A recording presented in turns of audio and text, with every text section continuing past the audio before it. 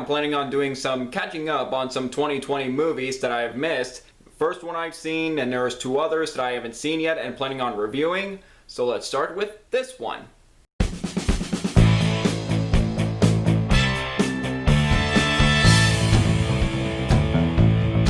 Hey film fans, I'm Jack Benner and welcome to my review of The Invisible Man. The Invisible Man is a recent thriller that came out in February, directed by Leigh Whannell, starring Elisabeth Moss.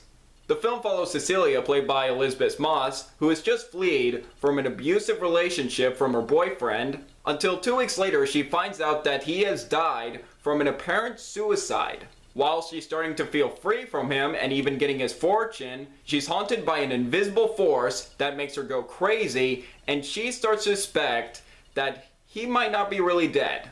Now, I was looking forward to The Invisible Man. I've been liking the trailer. And before this film came out in theaters, I got the chance to check out Leigh Whannell's previous film, Upgrade, from 2018. And I think it's a great sci-fi action movie, and if I was given a chance to redo my top 10 films of 2018, it would definitely have a spot on there. Please check that film out if you haven't. And was hearing pretty good things about it. Took me a while to see it. And I'm glad I did, because wow, this was really good.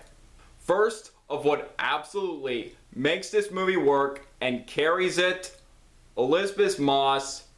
She is fan-freaking-tastic in this movie. The amount of vulnerability she gave to the role, how much sympathy you feel for her character throughout this movie, and the scenes where her descent into madness is beginning, she knocked it out of the park. I haven't seen her in her TV work, and I've seen her in a supporting role in Us, but watching this movie, she is a talent to watch out for. 2020 already looks like a great year for her with this, and she's also going to be in Wes Anderson's new movie, The French Dispatch, coming out later this year. I don't know if this will happen or not, but I would love to see an Oscar nomination for Best Actress. I feel like she deserves a nomination. Unfortunately, given the Oscars in the past 2 years with female leads in horror movies, Toni Collette got critical acclaim with Hereditary, maybe an Oscar nom for her. She didn't get a nomination. Lupita Nyong'o in Us, she got critical acclaim for that performance. Could she get a nomination? She didn't get a nomination, so as much as I hate to say it, I feel like the same thing will happen here. But nevertheless, Elisabeth Moss, truly terrific job in this role. Now with Leigh Whannell, between this and Upgrade, I'm really liking this director and I can't wait to see what he does next. This is such a well shot movie. I love the way he moves the camera and builds tension in every scene, how this movie gets more intense and suspenseful as it goes on. And he also uses sound pretty effectively. How he can make even just the smallest noise whenever the main character is being haunted by the Invisible Man. And it kind of gave me vibes from A Quiet Place in certain ways. And he uses jump scares pretty well and not in a cheap way, luckily. And there is one particular jump scare that takes place at a restaurant. And this was my reaction. Alright. Oh crap.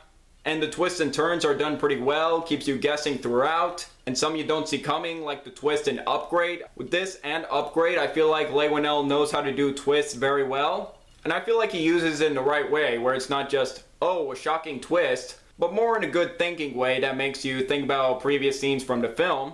As for issues or nitpicks, my only minor issue with The Invisible Man is some minor predictable moments here and there where some I felt like this is going to lead up to this and this might happen.